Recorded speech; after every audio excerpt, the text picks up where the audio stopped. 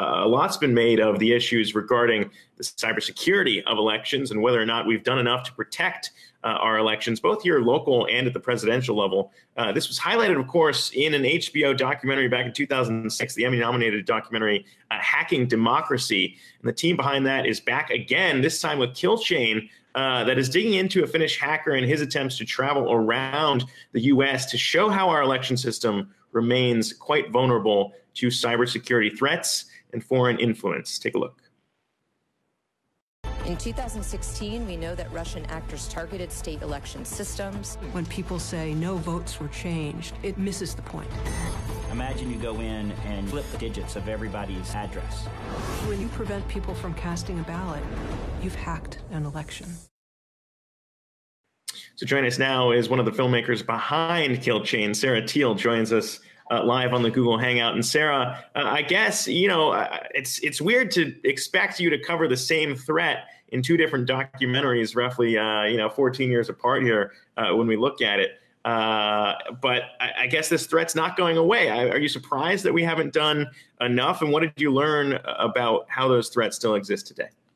We haven't done anything. We were totally expecting after Hacking Democracy, which was very well publicized, that there would be changes in the system to secure the voting systems, the voting machines, the registration rolls. But in fact, in 14 years, nothing was done. And now it's worse. Now we have state actors who are accessing our system. And as we showed in Alaska, can change any vote. Yeah, and you highlighted some of those attempts. I mean, you say that nothing's been done. There were attempts, those weren't passed. You highlighted a few, including one by Senator Klobuchar that was trying to address some of the issues. What was that trying to fix, and what still needs to be fixed if nothing has been done? Yeah, that was a bipartisan bill with Senator Klobuchar and James Lankford, who's a Republican. There have now been 6 bipartisan bills that would have gone a long way to securing the vote. In other words, we need to be moving to hand-marked paper ballots, especially in the time of coronavirus.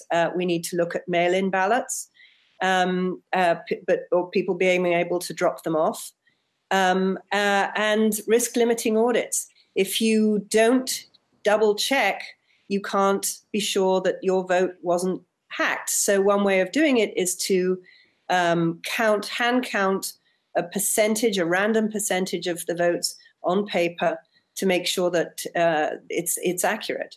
And so all these bills have addressed that, but they've all been stopped by the White House and Senator McConnell.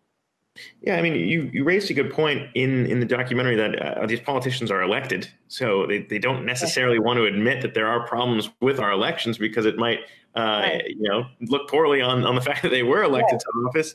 But I mean, when we look at this, there are elements that are kind of alarming when it comes to whether or not these are private companies that are publicly funded here, and when we talk about an election, but also don't provide the access to ensure that enough is being done, particularly on their side, to protect the data coming in and that it can't be hacked.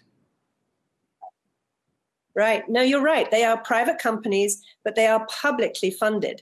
But every time any cybersecurity expert like Hari Hursti, the subject of our film, or anybody in the state, any senator wants to look at those voting machines, which haven't changed in decades, and wants to look at the cybersecurity involved them, they claim, oh, no, we're private. You cannot look at the code. You cannot double check. And they don't have cybersecurity people on staff. So that is one of the big problems. They keep claiming privacy issues when in fact they're publicly funded. Yeah, I mean, it's an issue that we should all be paying attention to in an election year, beyond election years, no matter. But Sarah Teale, thank you so much for joining us to share that. Also, should note that you can watch Kill Chain out there now for free on HBO's YouTube platform, as well as on HBO Go. Thank you so much for joining us. Hey investors, Zack Guzman here. Are you interested in learning more about the markets and getting the latest financial news? Well, then click right here to subscribe to our Yahoo Finance YouTube channel. Get the latest up-to-the-minute market analysis, big interviews in the world of finance, and information on how to manage your money every day wherever you are.